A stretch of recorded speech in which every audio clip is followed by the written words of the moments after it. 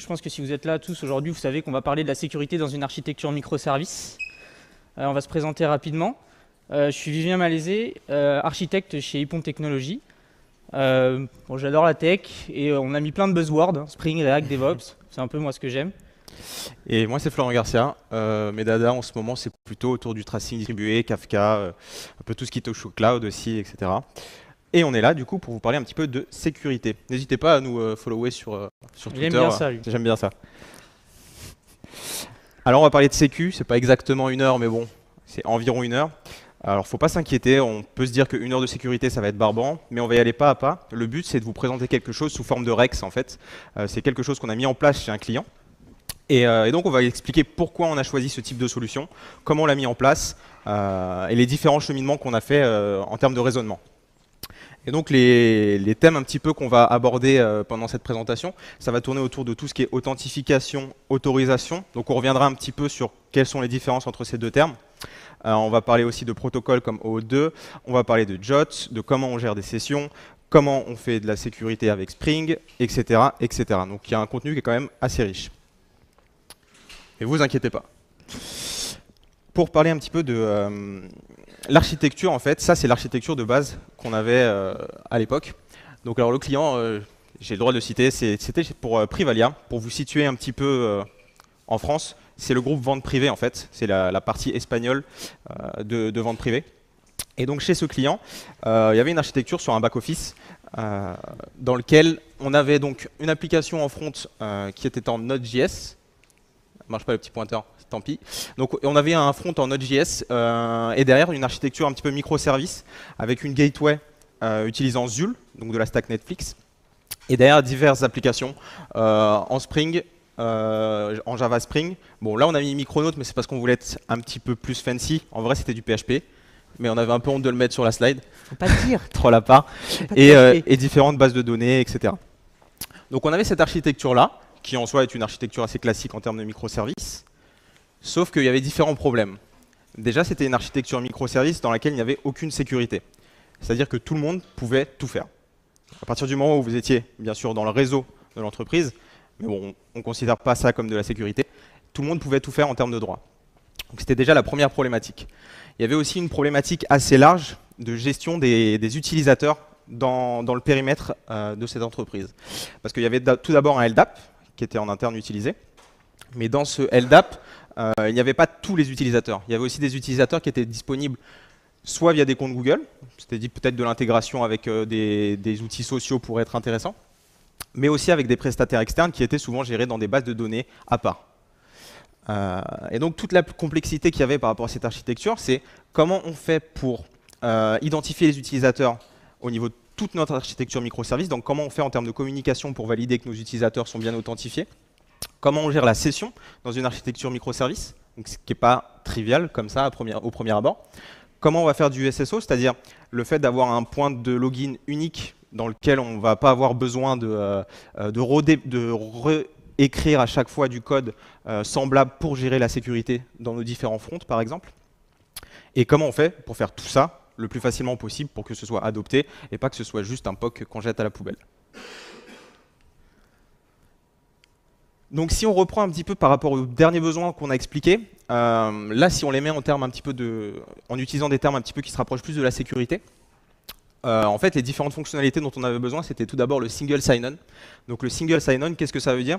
Ça veut dire que peu importe d'où j'essaie de me connecter, au final la page d'authentification va être entre guillemets unique. Il va y avoir un seul point qui va gérer notre partie authentification. Donc ça, c'était un des besoins, parce que ça simplifie beaucoup de choses derrière. On a aussi le fait de vouloir faire de la fédération d'identité. La fédération d'identité, c'est tout simplement le fait de récupérer des utilisateurs de diverses sources et de les regrouper à un seul endroit pour pouvoir justement, ça permet notamment de faire du single sign-on. Mais donc avec des façons de le faire assez simples. On voulait aussi du social login, je parlais de Google. On voulait aussi pouvoir gérer des rôles. Ça, c'est des problématiques qu'on a tout le temps dans la sécurité, de ne pas laisser tout le monde pouvoir faire tout et de donner certains droits, d'avoir une granularité qui est suffisante pour pouvoir faire ce qu'on a envie, pour donner des droits seulement à certains périmètres de nos applications. Et tout ça, en plus, si on met de côté un petit peu la partie technique, comment on fait pour administrer ça facilement? Comment on fait pour intégrer ça avec les technologies qu'on utilise, comme Spring, Node.js notamment. C'était les principales technologies pour lesquelles on avait cette problématique. Et il y a toute la problématique, bien sûr, de coût qui apparaît toujours. Mais quand on parle de coût au sens large, c'est-à-dire que ce soit en termes de maintenance, donc si vous prenez un outil open source par exemple, il faut le maintenir et du coup ça a des coûts, ou que ce soit un outil directement en mode SaaS dans lequel vous n'avez pas de maintenance, soit dit en parler, mais où vous payez pour le service. Donc on a fait une petite étude et on a identifié quelques acteurs principaux autour de serveurs d'identité, comment faire pour avoir ce serveur qui aurait toutes ces fonctionnalités-là.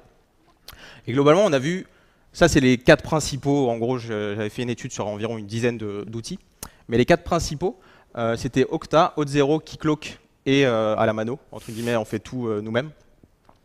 Okta et Auth0 sont plutôt des solutions en mode SaaS, donc, et qui offrent toutes ces fonctionnalités-là. Keycloak, c'est un outil open source géré par Red Hat, à la base maintenant IBM, qui fait aussi tout ça. Et la solution à la main, c'est la solution à la main. On a tout de suite écarté la solution à la main parce qu'il y a des outils qui permettent de faire ça avec Spring Security, avec les dernières versions, etc. Mais ça aurait demandé trop d'investissement en termes de coûts pour la maintenance de l'outil, et puis pour tout ce qui va être après déploiement, etc. Donc notre choix en fait s'est porté sur Keycloak pour diverses raisons. Tout d'abord parce que la filiale vente privée avait déjà aussi des POC sur Keycloak pour faire de l'authentification d'autorisation. Et du coup, dans une idée d'avoir une convergence un petit peu et d'utiliser les expériences de chacun, on a décidé de partir sur Keycloak. Mais si jamais vous devez un jour faire un choix de ce type-là, sachez qu'ils ont les mêmes fonctionnalités les 3 premières globalement.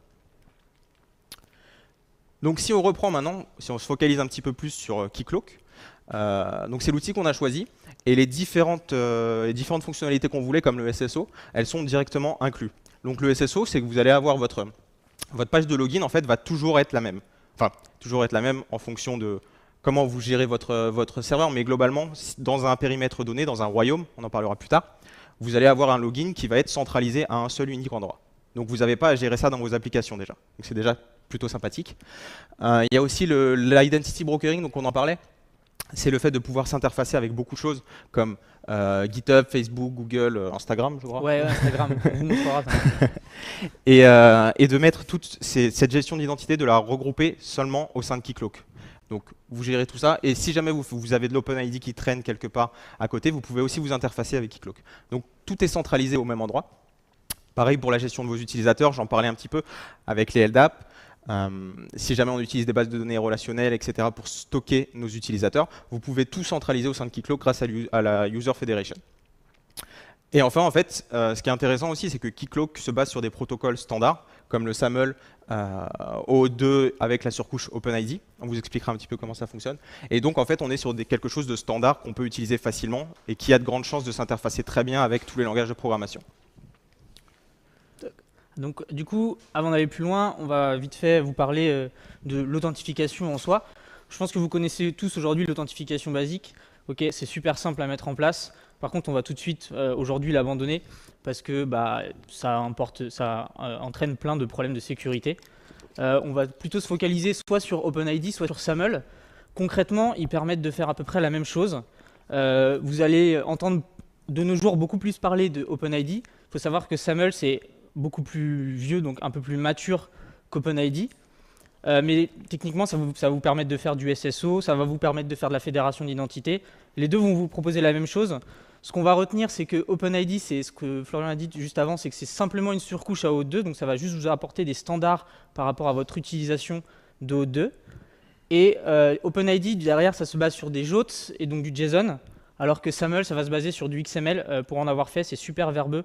Et quand vous voulez l'intégrer avec du front, vous arrachez un peu les cheveux. Du coup, on va se focaliser maintenant sur OAuth2. Je ne sais pas si vous connaissez tous OAuth2. Peut-être un petit sondage. Qui connaît bien le protocole OAuth2? Ah, il y en a quelques-uns. Il y en a quand même un petit peu, ça va. Alors, du coup, OAuth2, ça permet de gérer quasiment tous les cas d'authentification que vous allez pouvoir imaginer. Peut-être pas tous, mais au moins 95%. Le principal, celui que vous connaissez tous, c'est je veux accéder à un site et je veux passer par Google. Par exemple, Voxer, vous vous êtes connecté avec votre compte Google, je pense pour la plupart. Et donc derrière, ça fait de l'OAuth2. Donc comment ça marche? Par exemple, le front, donc le client, c'est une notion de client. Le client, c'est vraiment l'application, donc ça va être Voxer dans ce cas-là. Ce qu'il va faire, c'est qu'il va demander un code d'autorisation à Keycloak en se basant, en disant moi j'ai un utilisateur qui est Vivien, qui a envie de s'authentifier et d'accéder à la ressource. Ce qui va se passer, c'est que Keycloak, dans ces cas-là, il va dire ok, moi je veux que Vivien s'authentifie. Donc moi, Vivien, je vais m'authentifier. Derrière ça, Keycloak va me retourner en fait un code sur une URI de redirection que je lui aurais fournie au préalable. Donc c'est un code qui a une durée de vie très courte, qui va simplement en fait m'assurer que je me sois authentifié correctement. Et derrière, on va avoir un second appel qui va se faire, en règle générale, c'est très transparent, je vais vous montrer après les requêtes qui sont faites, où en fait je vais demander le token. Je vais demander un token, donc on va voir qu'est-ce que c'est que ces tokens. Keycloak, il va vérifier le code que je lui ai passé et il va me retourner tout simplement le token, ce qui va me permettre, moi, via l'application, d'appeler la ressource avec un access token. Ok? Ça va? Pour le moment, j'ai perdu personne? Juste, là, le flow qui est ici, en fait, c'est l'Authorization Code Flow. Parce que OAuth2, ça englobe plusieurs types d'authentification. Et celle-ci, c'est l'Authorization Code. C'est ce que je disais, c'est que vous allez avoir plusieurs cas. Là, moi, je vous présente principalement celui où vous authentifiez. Il y en a d'autres possibles où, par exemple, vous êtes tout simplement juste une application, un batch, ce genre de choses. Donc, je vais vous montrer un peu en démo ce que ça donne. Donc, hop, on va aller sur un Postman. Tout ça pour vous montrer que la plupart des choses, vous pouvez les faire le OAuth2, vous pouvez le faire avec du curl. Je vais zoomer. Touk, touk, touk. Voilà, comme ça, on va voir plus clair. Donc, tout ce que je vous montre là, vous pouvez le faire avec du curl. La plupart du temps, les frameworks ou les langages les plus connus vont vous fournir des librairies qui le feront elles-mêmes. Mais vous pouvez le faire directement avec du curl si vous voulez utiliser des langages un peu exotiques. Donc, la première étape, ce qu'on a dit, c'est on veut demander un code d'autorisation. Donc je vais le faire dans le navigateur parce que derrière il va me vouloir m'afficher une page de login et en plus Postman il réécrit derrière l'URL de redirection, donc je suis obligé de faire un peu de bidouille pour passer par Postman. Normalement Postman, vous avez tout un système de formulaire pour le faire. Là je l'utilise principalement juste pour vous montrer les requêtes. Ce qu'on notera, c'est que du coup ici moi je suis un client front, que j'attends un code, le grand type que j'utilise donc c'est l'autorization code et on a un scope OpenID. Je vais vous montrer un peu ce que c'est juste après. Donc, hop, je vais ouvrir une fenêtre privée. Je vais demander un code. Donc là, en fait, on arrive sur la page de login de Keycloak. Nous, on a directement rajouté Google en provider. Donc, je vais vous montrer. Moi, je vais m'authentifier avec mon compte Google. Donc, hop, on va taper. Très bien. OK. L'idée, c'est que pour faire ça, en fait, on a cliqué sur 3 boutons au niveau de Keycloak. On ne vous le montre pas parce que c'est un petit peu long. Mais c'est vraiment très simple à mettre en place. Donc là, à ce moment-là, en fait, on peut voir que j'ai été appelé sur une URL de redirection, donc il m'a rappelé sur Postman, et là, en fait, je vais avoir le code que je vais pouvoir réutiliser. Alors, attends, hop, FN, Shift, hop, donc je vais l'utiliser, ce code. On va retourner dans Postman, et on va faire le deuxième appel, du coup, qui est en post cette fois-ci. Je vais le faire assez rapidement parce que le code, il a une durée de vie assez courte. Hop, voilà. Donc c'est notre fameux deuxième appel qu'on montrait dans le flow tout à l'heure. Ah. J'ai pas là. Super, je le vois pas. Comment je le réduis? Montre-le dans JWT direct. Sinon, ouais. Donc du coup là j'ai 3. Non, je les ai. Attends, comment je l'ai réduit? J'arrive pas à le réduire. Super. Bref, là du coup ce qu'on va voir c'est qu'on a on va avoir toute la réponse. Ah voilà, c'est bon, c'est mieux. Donc en fait on a 3 tokens dans la réponse. On va avoir 3 tokens. On va avoir un access token, un refresh token, un ID token. D'accord? Donc ça, c'est les tokens qui vont me permettre derrière de pouvoir travailler et faire de l'OAuth2 et de l'OpenID. Okay, je vais vous montrer un peu ce que contient un token et je vais vous expliquer après c'est quoi la différence entre ces 3 tokens-là. Donc pour info, un JWT, c'est juste de la base 64. Donc c'est une string que vous pouvez décoder tout simplement. Vous avez un site qui s'appelle jwt.io qui va vous permettre de faire ça, si j'ai suffisamment internet, c'est bon. Ok, et donc en fait, on va pouvoir retrouver pas mal d'informations qui vont être intéressantes dans notre JWT. Le JWT, il est découpé en 3 parties. On va avoir une première partie qui va être un header, qui va contenir 3 informations notamment. L'algorithme qui va avoir été utilisé pour signer, on va revenir sur la signature. Quel est le type de jeton? Donc là, on est sur un JWT. Et la clé publique qui va nous permettre de valider la signature du jeton. Ensuite, après, on va avoir le payload, donc toutes les informations. Toutes les informations là, qui sont en haut, JTI, EXP, tout ça, en fait, c'est la norme OpenID. C'est là qu'on voit vraiment OpenID, c'est des paramètres qui sont CT par Keycloak et qui sont obligatoires quand vous faites de l'OpenID. Donc vous allez retrouver certaines informations, notamment l'expiration, l'issuer, ce genre de choses, la personne qui le demande. Et après, on va retrouver aussi plein d'informations. Par exemple, c'est Vivien Malaisé qui a demandé ce jeton et quel rôle il a. Donc par exemple, dans le royaume, j'ai pas accès à grand chose. J'ai le droit à offline access et human authorization. Forcément, comme je suis connecté avec Google, j'ai pas de compte dans mon royaume Keycloak. Et donc la dernière partie, la plus importante, la signature. La signature, qu'est-ce que c'est? C'est juste, si je ne me trompe pas, il va encrypter le contenu du jeton. Et du coup, pour valider la signature, il va juste, avec la clé publique, oui c'est ça, avec la clé publique, il va valider, en fait il va récupérer le payload en entier et valider que le contenu de votre signature, ça corresponde à ce que vous avez au-dessus.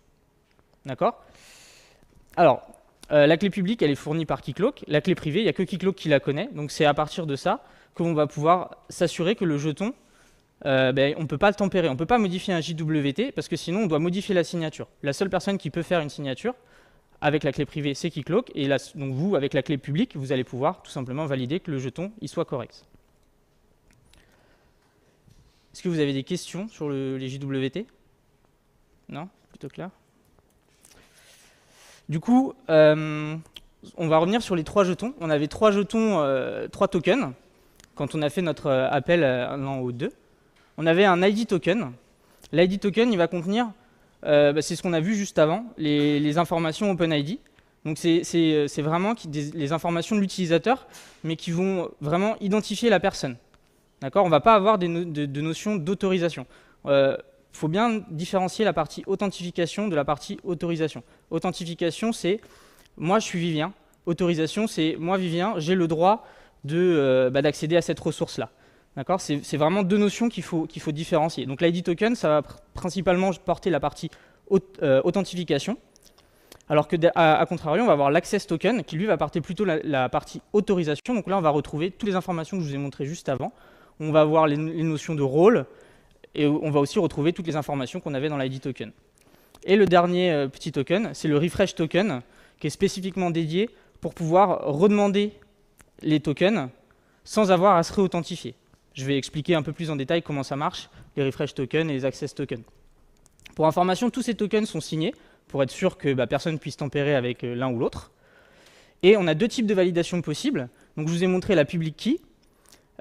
Pour information, la public key, vous l'avez dans le JWT, et après, derrière, vous avez un endpoint. Vous avez des endpoints, en fait, qui sont dans Keycloak. Donc, je vais me connecter, je vais aller dans Keycloak, non, je vais aller dans celui-là. Hop, je vais me connecter en tant qu'admin. On n'a pas le temps, je pense. Non, on n'a pas le temps?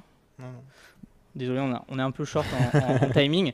Du coup, mais en fait, vous avez des endpoints où vous allez pouvoir récupérer tout simplement la clé publique avec l'ID que vous avez dans le JWT pour pouvoir tout simplement valider votre jeton.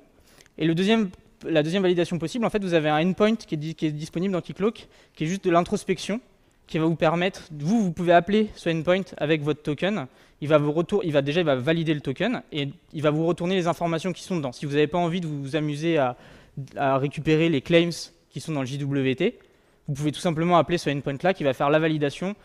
Après, par contre, ça va vous rajouter un appel, donc c'est peut-être pas le genre de choses que vous voulez faire. À vous de décider. Maintenant qu'on a parlé des jetons, comment est-ce qu'on les gère? Donc comment est-ce qu'on va gérer nos sessions une fois qu'on a ces jetons-là? Donc côté front, on a 2 principaux systèmes pour gérer nos sessions. On va soit utiliser le local storage. Donc le local storage, c'est vraiment votre navigateur qui va récupérer des informations que vous allez stocker dans votre navigateur. Par contre, derrière, rien n'est propagé automatiquement. C'est juste des informations. Donc souvent, quand vous utilisez le local storage, c'est des informations soit que vous les gérez à la mano, soit que vous les gardez juste pour votre front. Sinon, vous pouvez utiliser ce qu'on appelle les cookies.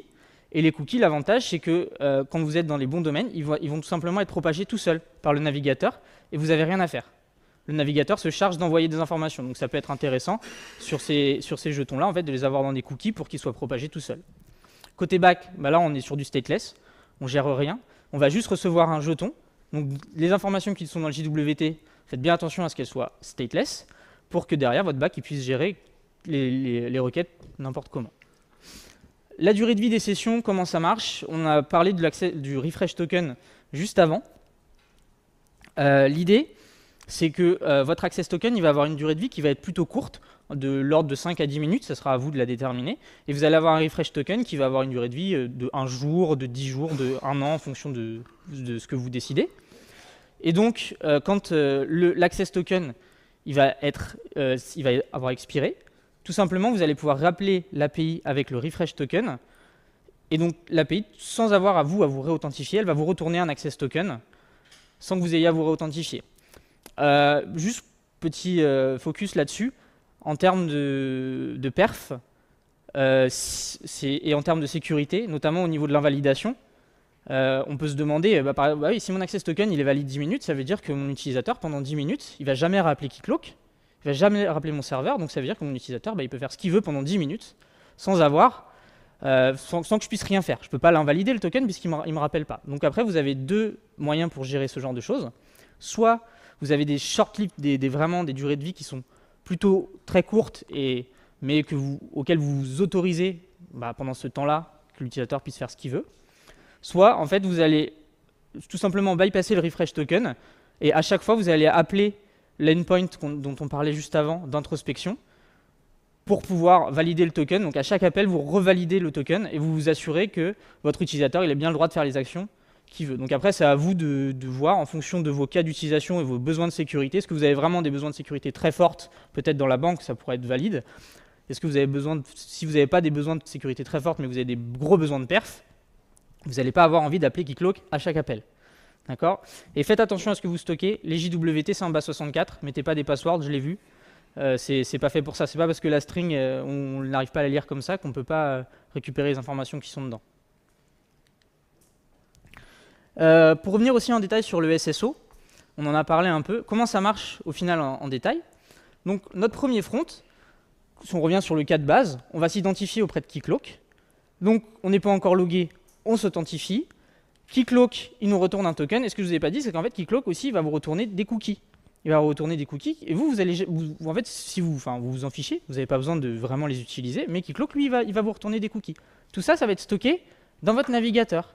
Et donc, au deuxième appel, quand vous passez par un deuxième front, quand vous allez demander un token, le cookie va être envoyé automatiquement, sans que vous ayez rien fait.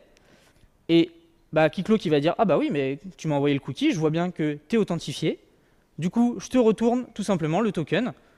Tu n'as pas besoin de te réauthentifier. Aussi simple que ça. Ça, c'est au niveau de Keycloak, c'est ce qu'on appelle le web SSO. C'est différent du SSO dont on parlait un petit peu au début, qui disait juste c'est une page de login commune. Là, si vous êtes sur deux domaines complètement différents, sur deux Keycloak différents, vous serez sur des domaines différents. Mais là, étant donné que vous appelez le même Keycloak et que c'est les mêmes fronts qui sont autorisés dans le même royaume, vos cookies vont être propagés car c'est le même domaine. Et du coup, ça vous évite de devoir vous réauthentifier, etc. Et donc, vous avez un vrai SSO où si vous avez 15 fronts, vous n'avez pas besoin de vous reloguer 15 fois. Donc, c'est hyper intéressant. Voilà.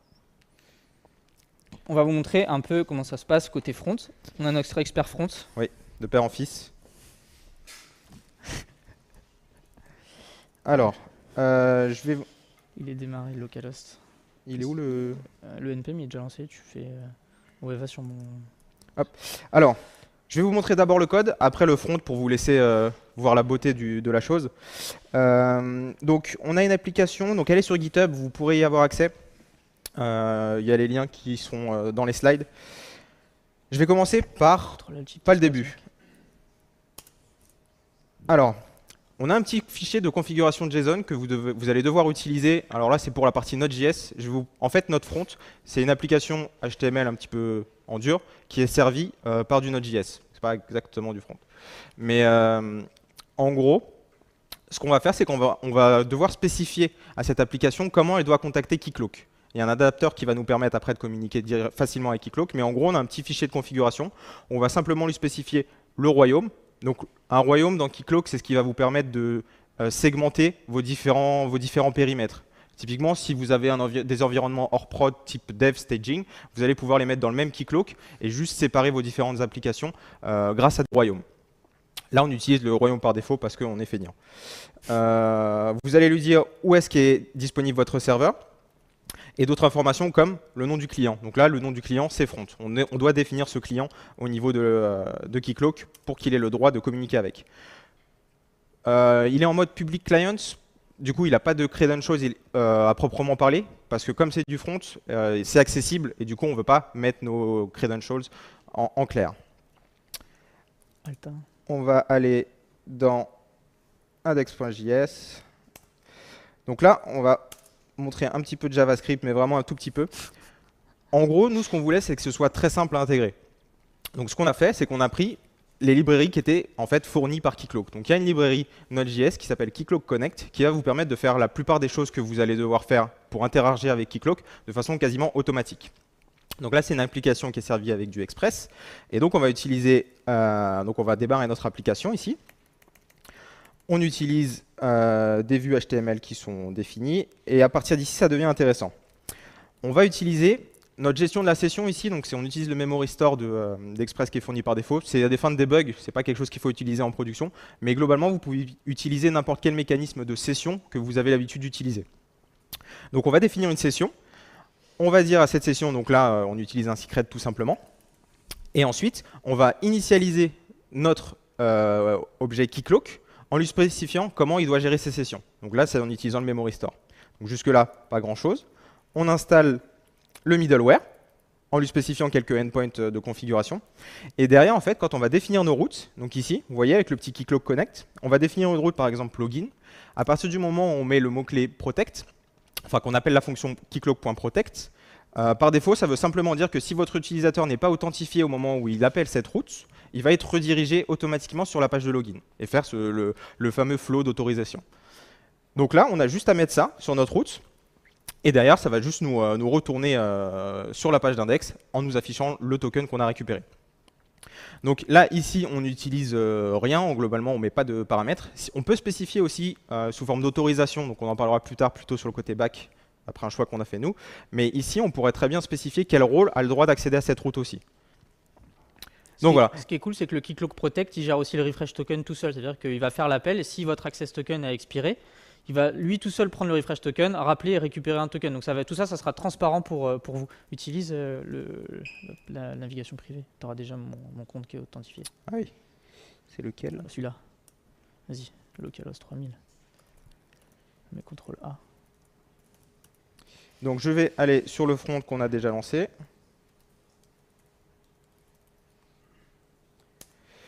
Donc là, vous voyez mes grands talents.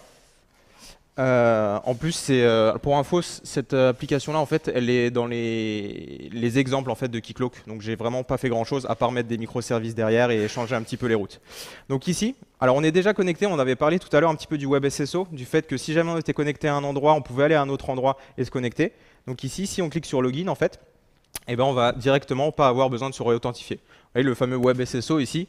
Là, il sait déjà que je me suis déjà connecté à Keycloak. Et du coup, mon token est toujours valide, donc je peux l'utiliser. On a mis un temps de 10 minutes environ. Non, 10 minutes pile. Et du coup, ici, on affiche notre token.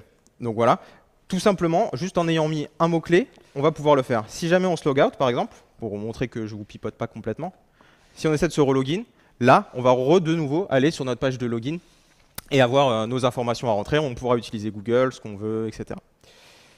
Je crois que c'est tout pour la présentation côté front. On va enchaîner avec, on va parler un petit peu maintenant un peu plus de rôle, de comment on gère des rôles. Parce que pour le moment, on a vu comment on s'authentifiait, comment on intégrait ça avec notre front, mais on n'a pas vraiment géré de rôle pour le moment. Donc la gestion de rôle, au niveau de Keycloak, vous avez plusieurs entités qui vont être définies. Vous allez avoir tout d'abord les utilisateurs. Donc un utilisateur, comme le disait bien, ça va être une personne, globalement, ou un compte de service, etc. Ensuite, vous allez avoir les groupes et les rôles. Alors, il faut faire une distinction. Souvent, c'est un petit peu interchangeable, groupe et rôle, quand on parle de sécurité. Au niveau de Keycloak, un groupe, ça va être simplement une grappe d'utilisateurs. Ça va être plusieurs utilisateurs. Et des rôles, par contre, c'est là où vous allez définir qu'est-ce que ça a le droit de faire. Et donc, vous allez attacher vos rôles à des utilisateurs, à des groupes. Ou alors, vous allez même pouvoir faire des rôles qui définissent toute une série de rôles. C'est ce qu'on appelle les rôles composites. Ce qui est très intéressant, c'est que ces rôles, on peut les peupler par exemple avec un LDAP. Donc vous pouvez avoir un LDAP des services externes, etc. Et au moment où vous faites où vous récupérez ces utilisateurs, que vous faites l'authentification, vous pouvez directement leur donner des rôles définis. Ça se fait de différentes façons. Soit vous pouvez utiliser certains attributs et dire si l'utilisateur a cet attribut, dans ce cas-là, je lui file tel rôle. Ou alors en utilisant le LDAP en disant bah, voilà, mes groupes LDAP, bah, je veux que ce soit mes rôles, tout simplement. Ça peut être une bonne façon si votre LDAP est bien fait, bien sûr. Ou alors vous pouvez même avoir des mécanismes de gestion de règles avec du rules par exemple, ou alors faire du JavaScript. Tout ça, toute cette gestion de rôle, elle est liée à un royaume, donc c'est pas transportable très facilement entre les différents royaumes. Même si on peut faire des exports, etc. avec Keycloak. Donc maintenant on sait comment on va récupérer nos rôles au niveau de notre LDAP, etc. Ce qu'on va vouloir faire, c'est maintenant rajouter cette fameuse autorisation. Et nous, le choix qu'on a fait, c'est de le mettre côté back, simplement. Côté front, c'est simplement on vérifie qu'on est authentifié. Et c'est côté back où on va gérer qui a le droit de faire quoi. Alors comment ça se passe dans notre flow? Globalement, quand une requête va arriver sur votre service en back, vous allez devoir valider le token, le JWT. Quand on dit valider un token, ça va prendre plusieurs formes. Tout d'abord, il va falloir que vous vérifiez que le token est valide, qu'il n'a pas été modifié, donc que la signature correspond bien au contenu. Il va aussi falloir que vous vérifiez qu'il n'est pas expiré. Donc il y a un petit EXP dans les champs de l'Access Token qui spécifie une date, et donc il faut que cette expiration soit dans le futur. Et on vérifie que c'est bien pour ce royaume que le token a été créé. Pour faire ça, pour faire cette validation, donc nous, ce qu'on avait décidé, c'était d'utiliser la clé publique du serveur. Donc nos applications back, en fait, elles vont aller cacher la clé publique de notre Keycloak et simplement l'utiliser pour pouvoir récupérer les informations adéquates, pour pouvoir valider la signature. Et ça, en fait, si vous allez sur le site JWT.io, il y a pas mal d'informations sur les librairies qui permettent de faire de la validation de token JWT. Et globalement, il y en a dans tous les langages. Donc là, on respectait notre contrainte de pouvoir être un petit peu techno-agnostique sur la validation. Donc comme je le disais, nos rôles, il l'a montré tout à l'heure Vivien, on a nos rôles dans le JWT et du coup, on sait, au moment où notre requête arrive dans notre service back, on sait quels rôles sont disponibles par rapport à ce contexte de l'appel. Globalement, en Spring Security, ça va être votre security context qui va contenir la liste des rôles qui sont accessibles par rapport à votre requête. Et nous, ce qu'on a fait comme choix encore, c'est de sécuriser au plus près de notre route, on vous le montrera dans le code. C'est-à-dire qu'à chaque route, on va annoter quel rôle a le droit d'appeler cette route. Comme ça, c'est vraiment très très clair au niveau du code, on sait qui a le droit de faire quoi.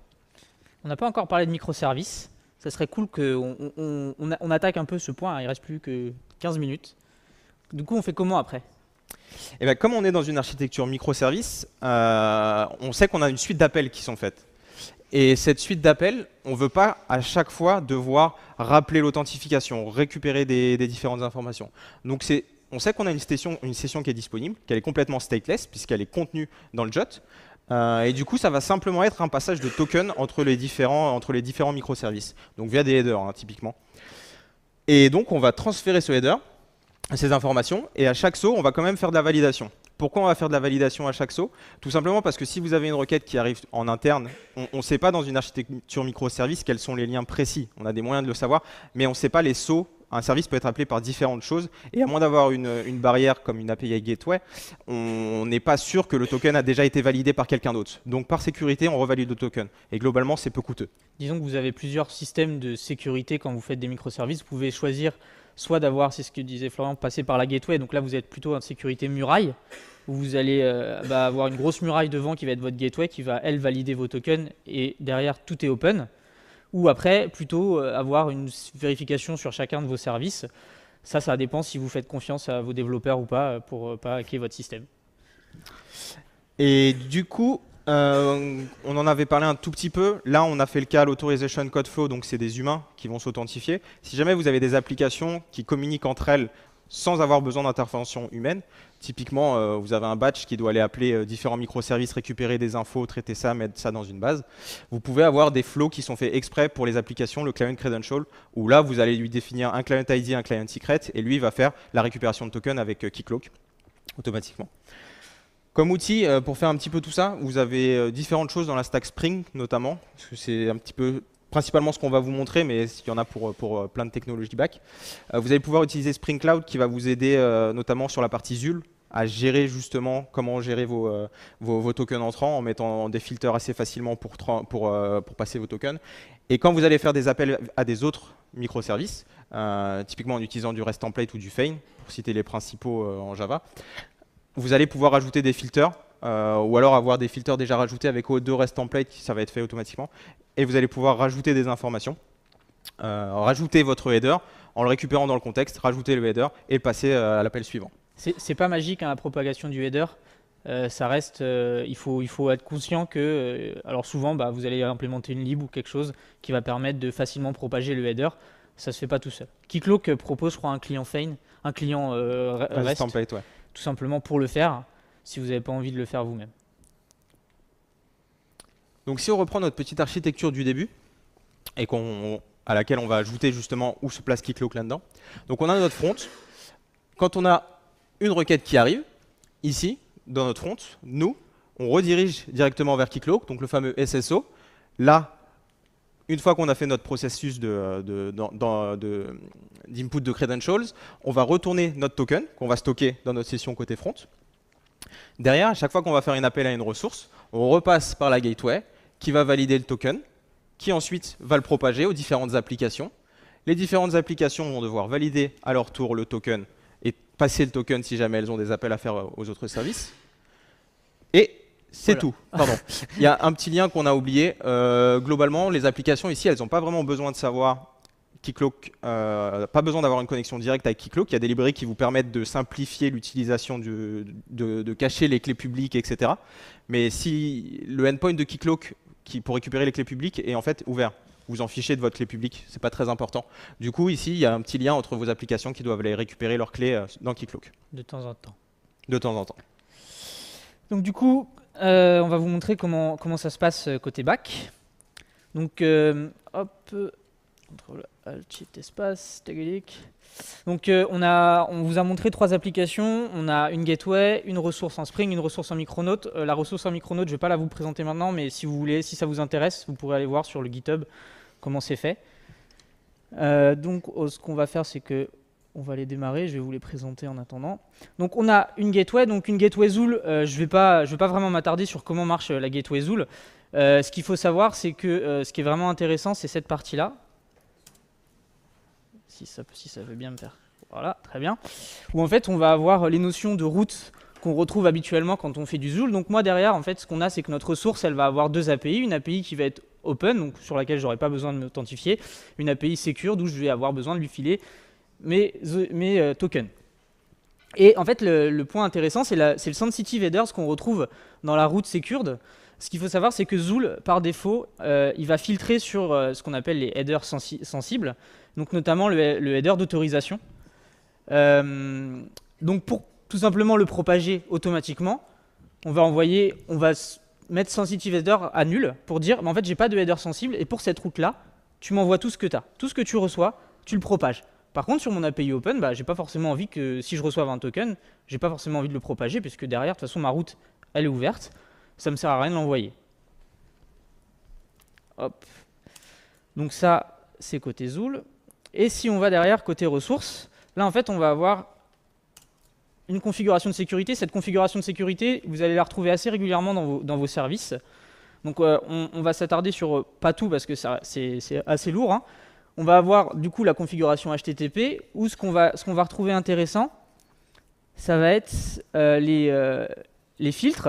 Où en fait, on va tout simplement enregistrer des filtres Keycloak dans la Spring Security Filter Chain. Ce qu'il faut savoir, c'est que quand vous faites du Spring, vous avez toute une chaîne, en fait, quand vous recevez une requête, qui est exécutée avec tout plein un workflow qui est bien défini. Donc vous avez juste, quand vous voulez faire des filtres particuliers, vous avez juste à les enregistrer un peu où vous voulez dans cette chaîne. Donc là, on va enregistrer nos filtres Keycloak. Et la partie après qui va nous intéresser, c'est nos routes qu'on va sécuriser. Et donc là, ce qu'on peut voir, c'est que la route /secured, il faut que je sois authentifié. D'accord ? Sinon, tout le reste, c'est autorisé. Donc après, si on va voir nos API elles restent de base. Donc mon API open, elle est open, il n'y a aucune sécurité, tout le monde peut y accéder sans problème. Et après, la partie intéressante, c'est ma partie secured. Donc là, ce qu'on peut voir, c'est que j'ai un /secured. Donc ma première route, il faut juste, avec ce que j'ai mis précédemment dans la partie security configuration, que je sois authentifié. Donc ça va juste m'afficher qui je suis. Ça, vous pourrez regarder le code. Et après, ce qu'on peut avoir aussi, ce qu'on disait au niveau des rôles, pour avoir une sécurité au plus proche de notre API, on va dire, moi, je veux pré-autoriser. Donc par exemple, sur mes deux API, il faut qu'on ait un rôle particulier pour pouvoir accéder à l'API. Donc par exemple, le dumb role, personne ne l'a, celui-là. Donc personne ne peut accéder à cette API. Et par contre, le rôle yes we can, on va voir juste après, pour accéder à cette API-là. Donc comment ça marche derrière tout ça? On va retourner sur notre magnifique front. Si je le retrouve, il est là. Non. Si, c'était le premier, c'est parce que c'est le login. C'était celui-là? Attention. C'est parce que je mettais logout. Ah oui, bon alors du coup, localhost 3000. Donc ce qu'on va faire, c'est qu'on va se login. Admin. Ouais, mais non, parce que du coup, ça va vite. Non, merde, je me suis connecté avec C'est bon. C'est pas grave. Donc on va faire, je vais aller sur la gateway secured. Et là, on peut voir que je suis authentifié directement. Je sais pas si je peux zoomer. Si, c'est mieux. Voilà, c'est ce qui s'est passé. Je suis authentifié, il a propagé le token, je suis authentifié avec le compte Hypon. Je vais essayer d'accéder à la ressource dumb. Je me prends une erreur 403, HTTP 403, je ne suis pas autorisé. Je vais sur la route secured role. Non, je ne l'ai pas non plus. Forcément, Google, il ne le connaît pas, le rôle yes we can. Donc maintenant, ce qu'on va faire, c'est qu'on va retourner sur Keycloak. Pas le 3000. Tac. Voilà, sur la plateforme d'admin. Donc là, je vais me connecter avec le password le plus sécure du monde, admin. Très bien, donc là, c'est notre magnifique Keycloak. Et donc, en fait, ce qui est cool, c'est que quand vous êtes authentifié avec Google ou avec n'importe quel identity provider, les comptes, ils vont être importés dans Keycloak. Donc là, je m'étais connecté tout à l'heure avec Gmail. Là, je me suis connecté avec mon compte Hypon. Donc, ce qu'on va faire, c'est que je vais aller voir sur mon compte Hypon. Et puis, là, le rôle, je vais me l'ajouter. Alors, les rôles, vous pouvez les ajouter au niveau soit d'un royaume, donc en globalité, soit vous les ajoutez au niveau des clients directement. Donc, là, on le fait au clic, mais typiquement, il y a une API qui permet de faire ça et de vous identifier, d'ajouter des rôles, d'ajouter des règles de façon un petit peu plus industrialisée que le clic-clic, quoi. Alors là, du coup, j'ai dû me login, logout. Forcément, mon access token, il est valide 10 minutes. Donc pendant 10 minutes, j'ai pas le rôle. Donc si j'avais attendu 10 minutes, je l'aurais récupéré quand j'aurais eu le refresh token, il me l'aurait renvoyé par la suite. Là, je voulais juste le forcer. Et donc là, hop, that's right, you can. Et donc ce qui est un peu cool, c'est que derrière, en fait, les filtres Keycloak dans Spring, ils vont s'occuper pour vous de récupérer les rôles que vous avez setés dans Keycloak et de les mettre dans votre security context pour que vous puissiez les utiliser directement dans votre application. Moi, j'ai pas fait plus de code que ça. J'ai utilisé un code c'est ce qu'on a pu voir en fait dans notre IntelliJ. On utilise juste le pre-authorize. Et les pre-authorize derrière, c'est c'est quoi la spell. Du spell. Donc vous pouvez en avoir plusieurs. Vous pouvez avoir as role et as role. Je vous déconseille d'utiliser le authenticated dans un pre-authorize parce que is authenticated, vous pouvez l'utiliser. Mais si vous le faites dans un pre-authorize, forcément, on parle d'autorisation, donc vous allez vous manger une erreur 403 au lieu de vous manger une erreur 401 parce que authenticated. Enfin, après, ça c'est si vous voulez vraiment rester conforme. On va conclure un petit peu cette présentation. Donc pour revenir un petit peu sur le projet, c'est quelque chose qu'on avait fait sous forme de POC, etc. pour mettre en place chez le client.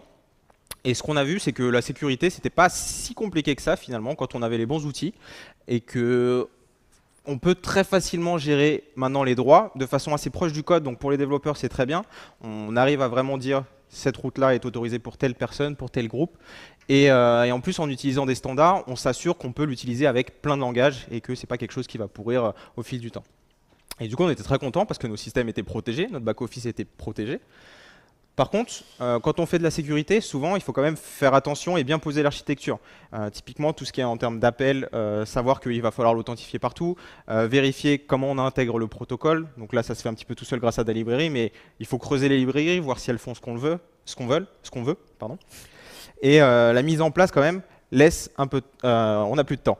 Par contre, ce qu'il faut faire très attention, c'est qu'il faut sensibiliser les devs parce que typiquement, on le disait, quand on passe les tokens entre les différents microservices, si on oublie de le faire, si un dev oublie de passer le token, eh ben c'est fini, on perd l'information et du coup, ça marche plus. Et on n'a pas du tout parlé de tout ce qui est industrialisation au niveau de Keycloak, toute la partie Ops, etc. Je pense que ça pourrait faire un talk à part entière, mais on n'est pas arrivé jusqu'à ce point-là, on en était au test de perf, simplement. Voilà, on n'avait que 45 minutes, la sécurité, c'est un sujet qui est très vaste. On a essayé d'aller au plus vif du sujet et vous présenter les points vraiment critiques. Si vous voulez mettre en place une sécurité dans une architecture microservice, il y a plein de points encore qui restent à creuser. Mais avec ça, normalement, vous devriez pouvoir partir sur de bonnes bases. Je vous remercie.